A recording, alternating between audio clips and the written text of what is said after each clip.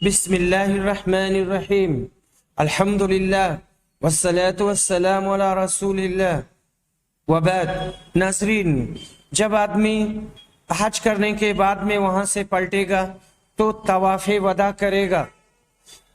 کعبہ سے آدمی کا آخری تعلق ہونا چاہیے اور جا کر کے کعبہ کا طواف کرے۔ طواف کر کے وہ الٹا نہیں پلٹے گا، بلکہ طواف کر کے جب جو اس کا طریقہ ہے اور جو اس کا اصول ہے پھر وہاں سے لوٹے گا۔ کسی چیز کی طرف پیٹھ کے ہونے سے اس کی بے عزتی نہیں ہوتی ہے، یہ دین میں غلو ہے۔ حائضہ عورت کے اوپر سے طواف وداع ساقط ہو جائے گا۔ اسی طرح سے اگر کوئی عورت حالت نفاس میں ہے تو اس کا بھی طواف وداع ساقط ہو جائے گا۔ اب اس کے بعد میں نے ابھی بتایا کہ حج کے ارکان ہیں، 4 ارکان ہیں۔ رکن کا مطلب ہے اگر کوئی رکن چھوٹ گیا یا کہ جان بوجھ کر کے آدمی نے چھوڑ دیا تو اس کا حج فاسد ہو جائے گا۔ اور پھر اس کے بعد میں حج کے واجبات ہیں۔ واجبات کا مطلب یہ ہے کہ اگر اس کام کا دم دے دیا جائے، جو واجب ترک ہوا ہے، چھوٹا ہے، اس کا دم دے دیا جائے تو ایسے صورت میں اس کا انجبار ہو جائے گا۔ میقات سے احرام باندھنا، غروب آفتاب تک عرفہ میں وقوف کرنا، مزدلفہ میں 10 ذی الحجہ کی رات گزارنا، ایام تشریق کی 2 راتیں مینا میں گزارنا، تینوں جمرات کو کنکری مارنا، حلق یا قصر کرنا، طواف وداع، اور یہ حائضہ عورت سے ساقط ہو جائے گا۔ یہاں پر میں نے وہی بات کہی ہے کہ اگر واجبات ترک ہو جاتے ہیں تو فدیہ دینا لازم آئے گا، اس سے گناہ ختم ہو جائے گا۔ ایک مسئلہ پیچھے رہ گیا تھا، وہ یہ کہ طواف افاضہ عورت اگر حائضہ ہو گئی ہے اور وہ رک سکتی ہے یہاں تک کہ پاک ہو جائے، اور پاک ہو کر کے طواف افاضہ کرے تو وہ رک جائے۔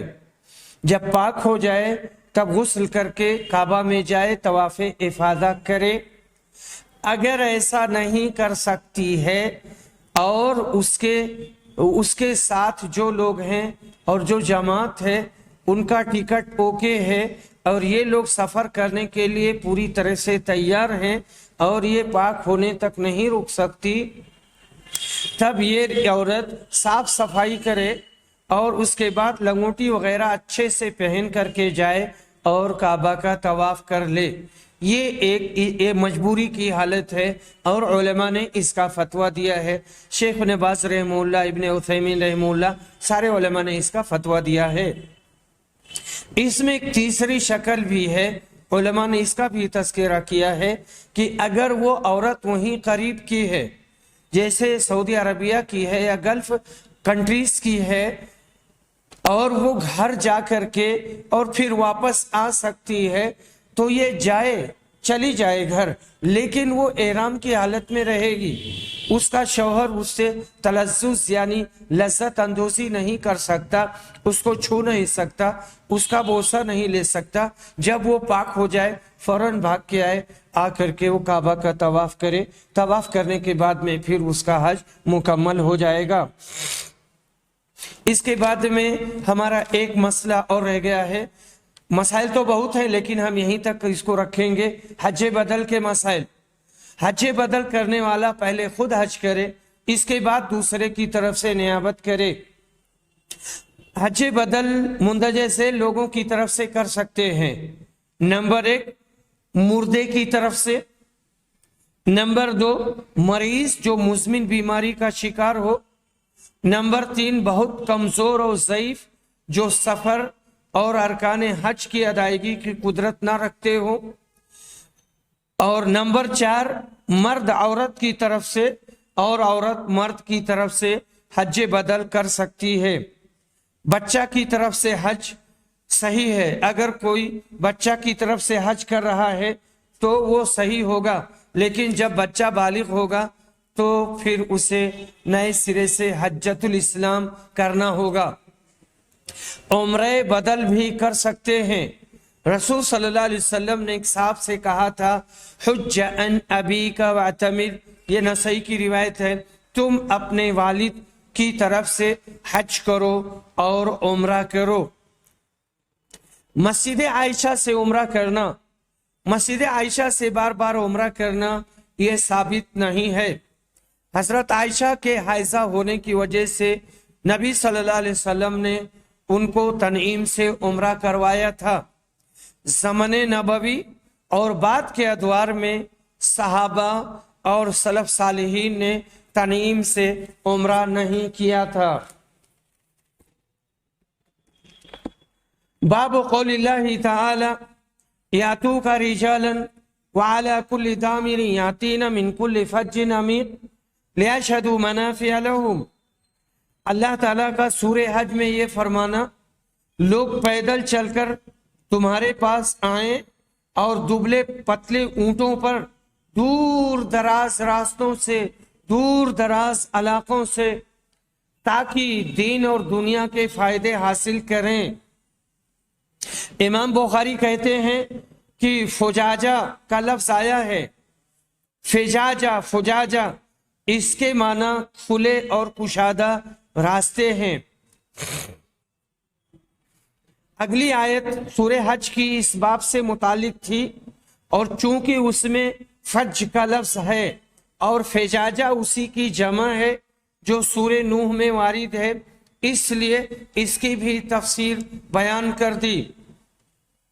اس آیت کریمہ کے ذیل میں مفسرین کہتے ہیں کہ حضرت ابراہیم نے جبل ابو قبیس پر چڑھ کر پکارا، اے لوگو، تمہارے رب نے اپنی عبادت کے لیے ایک گھر بنوایا ہے اور تم پر اس کا حج فرض کر دیا ہے۔ آپ یہ اعلان کرتے ہوئے شمال و جنوب، مشرق و مغرب کی طرف منہ کرتے جاتے اور آواز بلند کرتے جاتے تھے۔ بس جن انسانوں کی قسمت میں حج بیت اللہ کی سعادت ازلی لکھی جا چکی ہے، انہوں نے اپنے باپوں کی پشت سے اور اپنی ماؤں کے ارحام سے اس مبارک ندا کو سن کر جواب دیا، لبیک اللہم لبیک، یا اللہ ہم حاضر ہیں، یا اللہ ہم تیرے پاک گھر کی زیارت کے لیے حاضر ہیں۔ قرآن مجید کی مذکورہ پیشین گوئی کی جھلک تورات میں آج بھی موجود ہے۔ ابن شہاب روایت کرتے ہیں کہ سالم بن عبداللہ بن عمر نے انہیں خبر دی، ان کو حضرت عبداللہ نے، کہ میں نے رسول صلی اللہ علیہ وسلم کو ذوالحلیفہ میں دیکھا کہ اپنی سواری پر چڑھ رہے ہیں، پھر جب وہ سیدھی کھڑی ہوئی تو آپ نے لبیک کہا۔ اور حضرت جابر بن عبداللہ انصاری روایت کرتے ہیں کہ رسول صلی اللہ علیہ وسلم رسول صلی اللہ علیہ وسلم نے ذوالحلیفہ سے احرام باندھا، جب سواری آپ کو لے کر سیدھی کھڑی ہو گئی۔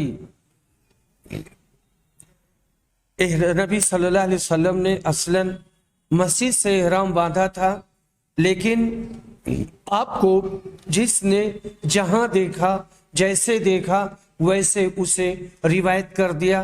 جس نے مسجد میں دیکھا اس نے مسجد کو روایت کیا، جس نے باہر دیکھا باہر کو روایت کیا، بیدا کو جس نے سواری پر چڑھ کر کے اور سیدھی کھڑی ہونے کے بعد میں تلبیہ پکارتے ہوئے سنا، اس نے اسے روایت کیا۔ اب اس کے بعد میں باب الحج علی الرحل، پالان پر سوار ہو کر حج کرنا۔ یہاں جو روایت آئی ہے وہ حضرت عائشہ کی ہے کہ نبی صلی اللہ علیہ وسلم نے ان کے ساتھ ان کے بھائی کو بھیجا تاکہ وہ انہیں تنعیم سے عمرہ کروائیں۔ وحملها علی خطب، ان کے بھائی عبد الرحمن نے ان کو पालान की पिछली लकड़ी पर बिठाया। वकाल उमर शुद्ध रिहाल फिल हज, हजरत उमर ने कहा था कि हज के लिए पालान बांधो, क्योंकि ये भी एक जिहाद है। और सुमामा बिन अब्दुल्ला बिन अनस रिवायत करते हैं, कहते हैं कि हजरत अनस एक पालान पर हज करने के लिए गए और वो बखील नहीं थे। उन्होंने बयान किया कि नबी सल्लल्लाहु अलैहि वसल्लम पालान पर हज के लिए गए थे, पालान पर बैठे थे और इसी पर आपका असबाब और सामाने खुर्दो नोश भी लदा हुआ था। जामला उस ऊँटनी उसको कहते हैं जिस पर खाने पीने का सामान लदा हुआ होता है। नबी सल्लल्लाहु अलैहि वसल्लम ने हजरत आयशा को उम्रा का इहराम बांधने के लिए तनीम भेजा। इस बारे में अल्लामा नवाब सिद्दीक हसन खां कहते हैं, अहले मक्का के लिए उम्रा का मीकात हिल है, जैसा कि नबी अकरम सल्लल्लाहु अलैहि वसल्लम ने रहमान बिन अबी बकर को कहा कि वो अपनी बहन आयशा को तनीम ले जाएं और वहां से उम्रा का एहराम बांध कर आएं। और जिन उलमा ने ये कहा कि उम्रा का मीकात अपना घर और मक्का ही है, उन्होंने इस हदीस के बारे में जवाब दिया कि ये नबी सल्लल्लाहु अलैहि वसल्लम ने महज हजरत आयशा की दिलजुई के लिए फरमाया था ताकि वो हिल से होकर आए, जैसा कि दीगर अज़वाजे मुतहरात ने किया था। और ये जवाब जाहिर के खिलाफ है। बहरहाल मक्का वाले अपने घर से एहराम बांध करके हज करने जाएंगे और मक्का वाले हज इफराद ही करेंगे, और जब इनको उम्रा करना होगा तो ये हिल की तरफ निकलेंगे, जो इनका बॉर्डर है चारों तरफ, कि जो उनसे करीब हो या जिधर वो चाहें उधर से निकलेंगे, हिल में जाएंगे, वहां इहराम बांधेंगे, वहां से तलबिया पुकारते हुए आएंगे और काबा में दाखिल होंगे। बाब फजल हज्जिल मबरूर, हज मबरूर की फजीलत का बयान। अबू हुरैरा रज़ियल्लाहु अन्हु रिवायत करते हैं, कहते हैं कि नबी सल्लल्लाहु अलैहि वसल्लम से सवाल किया गया, कौन सा अमल सबसे अफजल है? आपने कहा, अल्लाह और उसके रसूल पर ईमान लाना। पूछा गया फिर, कहा अल्लाह के रास्ते में जिहाद करना। पूछा गया फिर, आपने कहा हज मबरूर।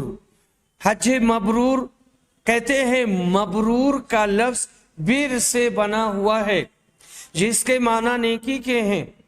कुरान में लैसल बिर ये लफ्ज इसी से है। यही वो हज जिसमें अव्वल ता आखिर नेकियां ही नेकियां की गई हो, गुनाह का शाइबा भी ना हो। यानी इसका मतलब ये हुआ कि ऐसा हज जो सुन्नत के मुताबिक, शरीयत के मुताबिक किया गया हो, तो उसको हज मबरूर कहते हैं। हज मबरूर की तारीफ में हाफिज इब्न हजर कहते हैं, हज मबरूर वो है जिसमें गुनाह का मुतलकन दखल ना हो। हजरत जाबिर रज़ियल्लाहु अन्हु की हदीस में है, खाना खिलाना और सलाम फैलाना जो हाजी अपना शियार बना ले, उसका हज मबरूर है। यही वो हज है जिससे गुज़िश्ता सगीरा व कबीरा सारे गुनाह माफ हो जाते हैं, और ऐसा हाजी इस हालत में लौटता है गोया वो आज ही माँ के पेट से पैदा हुआ है।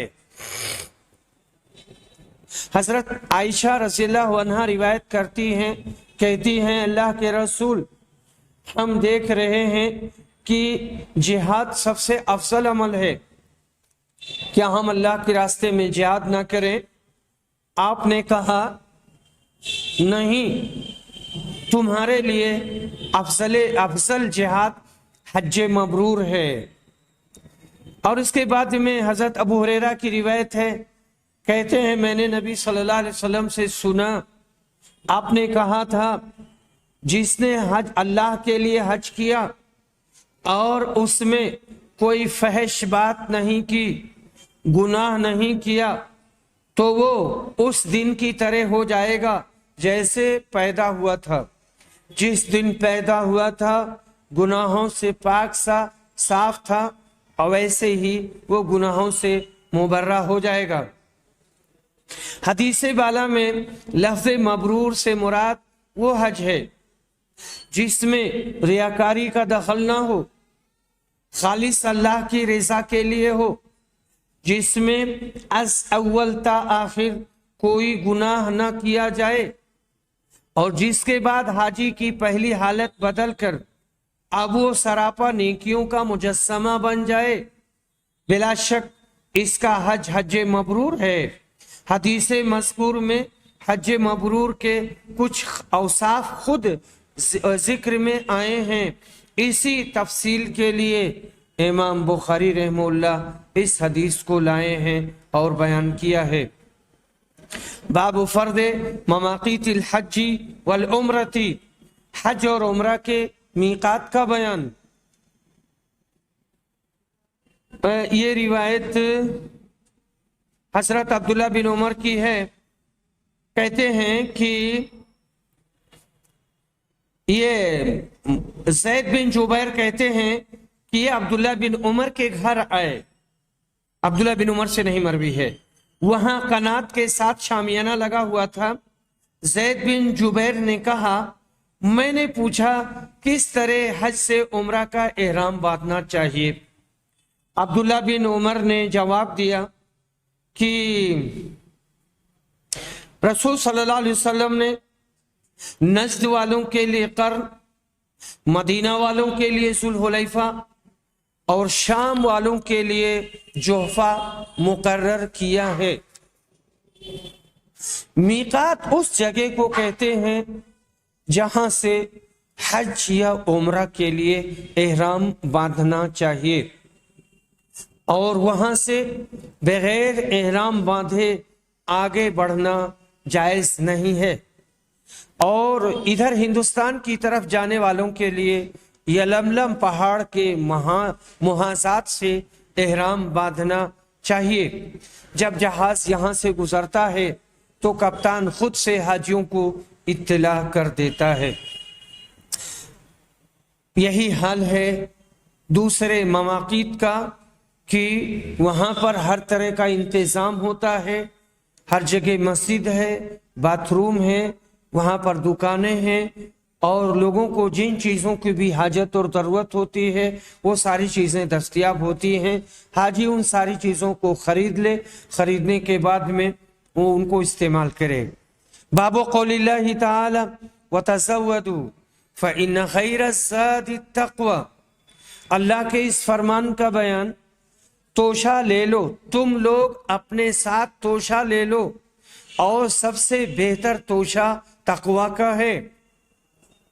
اس کے بارے میں ہے کہ یہ یمن والے لوگ تھے، یہ لوگ کھانے کے لیے زیادہ توشہ نہیں لے جاتے تھے، اور جیسے ہی مکہ پہنچتے تھے ان کے کھانے پینے کے سامان ختم ہو جاتے تھے، پھر دوسروں کے سامنے ہاتھ پھیلاتے تھے۔ تو اس سلسلے میں آیت اتری اور ان لوگوں کو روک دیا گیا، اور ان سے کہا گیا کہ سب سے بہتر توشہ تقوی کا توشہ ہے۔ ابن عباس رضی اللہ عنہ روایت کرتے ہیں کہ یمن کے لوگ راستہ کا خرچ ساتھ نہیں لاتے تھے، کہتے تھے ہم لوگ توکل کرنے والے ہیں، لیکن جب مکہ آتے تو لوگوں سے بھیک مانگتے، ان کے سامنے ہاتھ پھیلاتے۔ اس وقت یہ آیت اتری کہ توشہ لے لیا کرو، سب سے بہتر توشہ تقوی کا توشہ ہے، کسی کے سامنے ہاتھ نہ پھیلانا اور اپنے چہرے کا پانی بچا کے رکھنا۔ باب محل اہل مکہ للحج والعمرہ، حج اور عمرہ کے لیے مکہ والے کہاں سے احرام باندھیں گے؟ ابن عباس رضی اللہ عنہ روایت کرتے ہیں کہ نبی صلی اللہ علیہ وسلم نے مدینہ والوں کے احرام کے لیے ذوالحلیفہ، شام والوں کے لیے جحفہ، نجد والوں کے لیے قرن منازل، یمن والوں کے لیے یلملم متعین کیا۔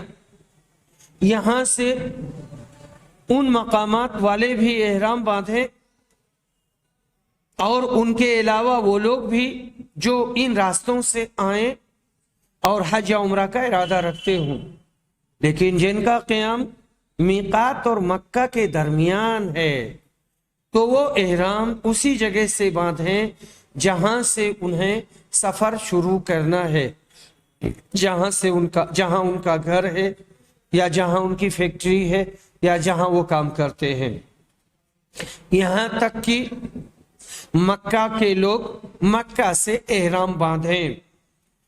تو یہاں پر یہ لفظ آیا ہے ہن لہن، ہن میں یہ ضمیر میقات کے لیے ہے اور لہن میں ہن کی ضمیر وہاں کے باشندوں کے لیے ہے۔ یہ میقات وہاں کے باشندوں کے لیے ہے اور ان کے لیے بھی ہیں جو اس راستے سے گزریں اور وہ باہر سے آ رہے ہوں اور وہ حج کا ارادہ رکھتے ہیں یا عمرے کا ارادہ رکھتے ہیں تو بغیر احرام باندھے ہوئے آگے نہ جائیں، پر اگر بنا احرام باندھے ہوئے آگے چلے گئے اور ان کا ارادہ حج کرنے کا ہے یا عمرہ کرنے کا ہے تو وہ آگے جا کر کے وہیں احرام باندھ لیں اور پھر اس کا فدیہ دے دیں گے، اس کا کفارہ دے دیں گے۔ باب میقات اہل المدینہ ولا یحل قبل ذی الحلیفہ، مدینہ والوں کی میقات اور انہیں ذی الحلیفہ سے پہلے احرام نہیں باندھنا چاہیے۔ عبداللہ بن عمر رضی اللہ عنہ روایت کرتے ہیں، کہتے ہیں کہ رسول صلی اللہ علیہ وسلم نے فرمایا مدینہ کے لوگ ذی الحلیفہ سے احرام باندھیں گے، شام والے جوفہ سے اور نجد والے قرن منازل سے۔ اس زمانے میں اسے قرن کہا جاتا تھا، موجودہ زمانے میں اسے سیل کہا جاتا ہے۔ عبداللہ کہتے ہیں کہ مجھے معلوم ہوا ہے کہ نبی صلی اللہ علیہ وسلم نے کہا تھا اور یمن کے لوگ یلملم سے احرام باندھیں گے۔ باب محل اہل الشام، شام کے لوگوں کے احرام باندھنے کی جگہ کا بیان۔ ابن عباس روایت کرتے ہیں، کہتے ہیں کہ رسول صلی اللہ علیہ وسلم نے فرمایا کہ مدینہ والے ذی الحلیفہ سے، شام والے جوفہ سے اور نجد والے قرن منازل سے اور یمن کے لوگ یلملم سے احرام باندھیں گے۔ یہ میقات ان ملک والوں کے لیے ہیں، یہاں والوں کے لیے ہیں اور ان لوگوں کے لیے بھی جو یہاں سے گزریں اور وہ حج یا عمرے کا ارادہ رکھتے ہوں تو یہاں سے احرام باندھ کر کے تب آگے بڑھیں گے۔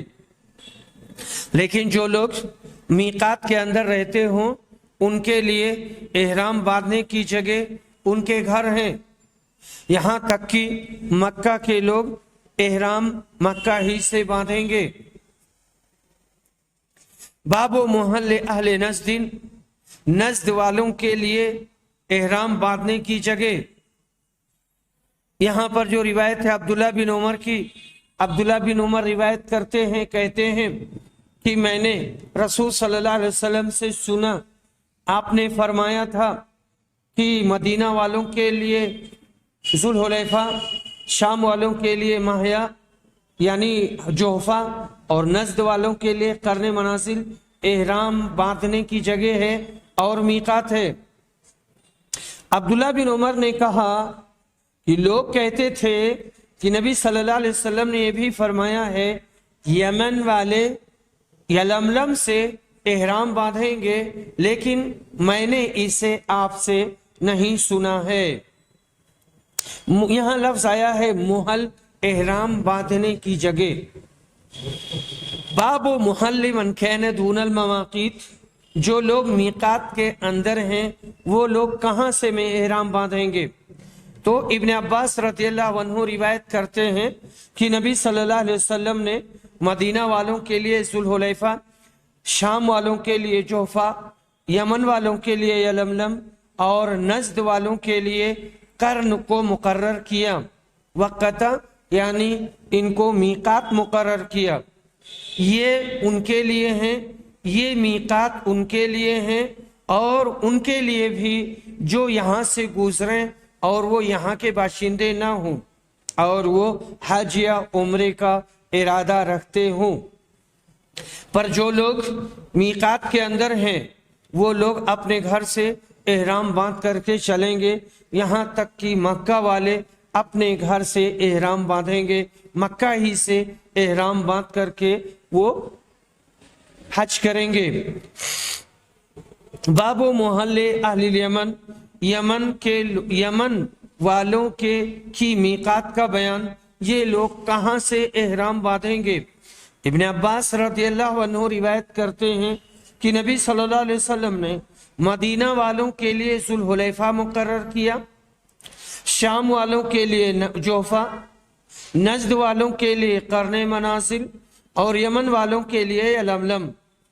یہ ان ملکوں کے باشندوں کی میقات ہیں اور تمام ان دوسرے مسلمانوں کے لیے بھی جو یہاں سے گزریں اور حج و عمرے کا ارادہ رکھتے ہوں، لیکن جو لوگ میقات کے اندر رہتے ہیں تو وہ احرام وہیں سے باندھیں جہاں سے سفر شروع کریں، تاکہ یہاں تک کہ مکہ کے لوگ مکہ ہی سے احرام باندھیں گے۔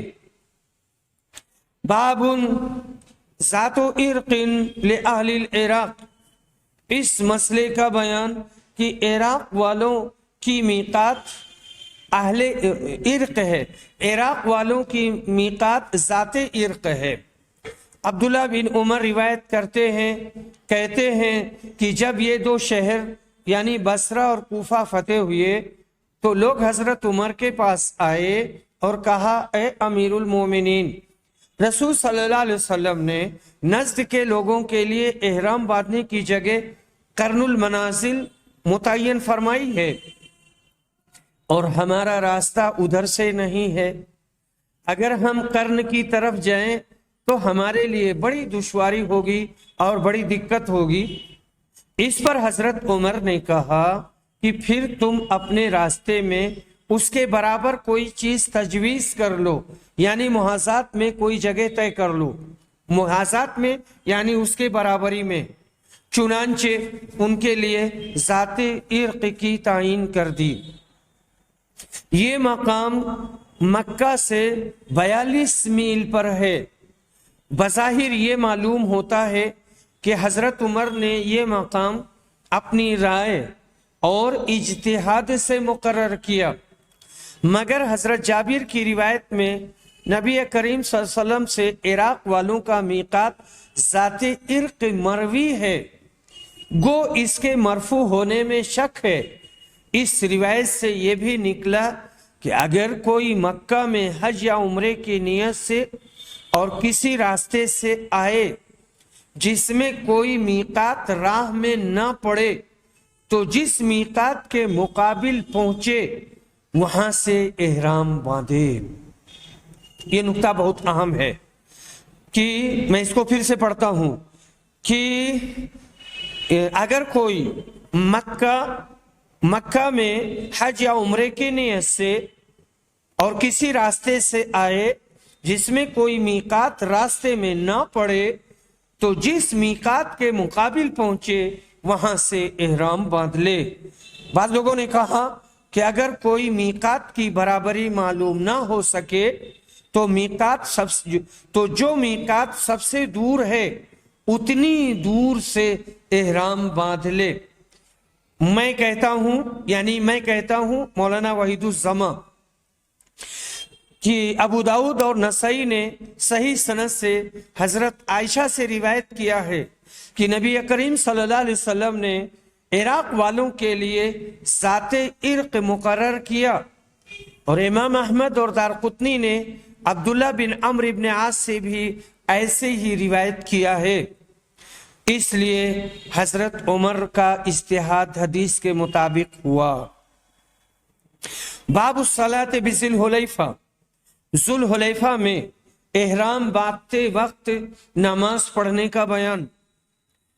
حضرت عبداللہ بن عمر روایت کرتے ہیں کہ رسول صلی اللہ علیہ وسلم نے ذوالحلیفہ کے پتھریلے میدان میں سواری روکی اور وہیں نماز پڑھی۔ عبداللہ بن عمر بھی ایسا ہی کیا کرتے تھے۔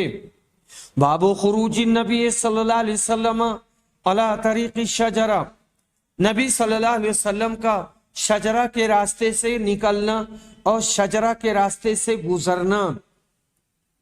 حضرت عبداللہ بن عمر روایت کرتے ہیں کہ رسول صلی اللہ علیہ وسلم شجرہ کے راستے سے گزرے، معرس کے راستے سے مدینہ آتے ہوئے نبی صلی اللہ علیہ وسلم جب مکہ جاتے تو شجرہ کی مسجد میں نماز پڑھتے، لیکن واپسی میں ذوالحلیفہ کے نشیب میں نماز پڑھتے، نالے میں نماز پڑھتے۔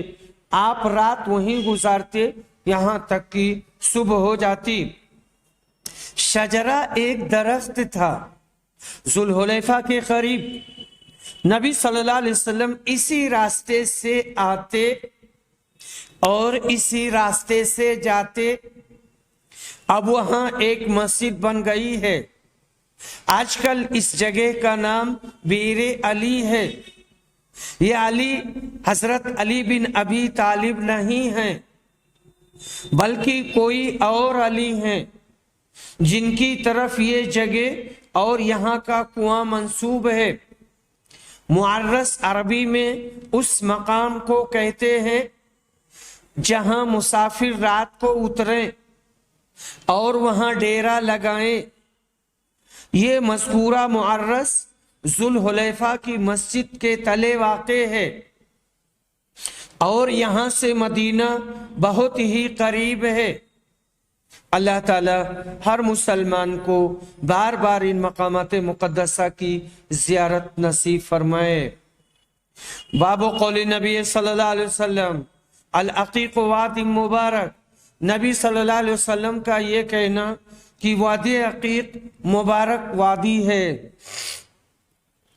یہاں پر حضرت ابن عباس روایت کرتے ہیں، کہتے ہیں کہ انہوں نے حضرت عمر سے سنا، ان کا کہنا تھا کہ میں نے نبی صلی اللہ علیہ وسلم سے وادی عقیق میں سنا، آپ نے کہا تھا رات میرے پاس میرے رب کا فرشتہ آیا اور کہا اس مبارک وادی میں نماز پڑھو اور اعلان کرو کہ عمرہ حج میں شریک ہو گیا اور عمرہ حج میں داخل ہو گیا۔ ایام حج میں عمرہ عہد جاہلیت میں سخت معیوب سمجھا جاتا تھا۔ اسلام نے اس غلط خیال کی اصلاح کی اور اعلان کرایا کہ اب ایام حج میں عمرہ داخل ہو گیا، یعنی جاہلیت کا خیال باطل ٹھہرا اور وہ غلط ہے۔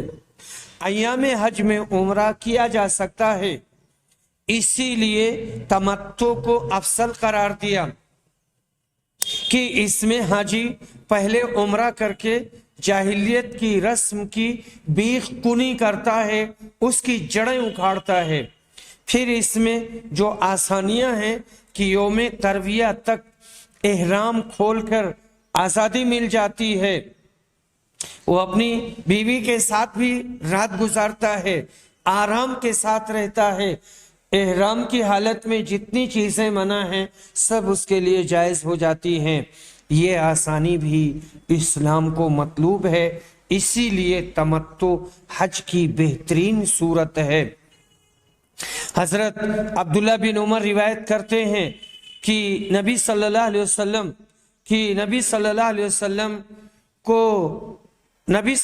وسلم کو خواب دکھایا گیا اور آپ ذوالحلیفہ میں بطن وادی میں قیام کیے ہوئے تھے اور پڑاؤ ڈالے ہوئے تھے۔ آپ سے کہا گیا کہ آپ مبارک وادی میں ہیں۔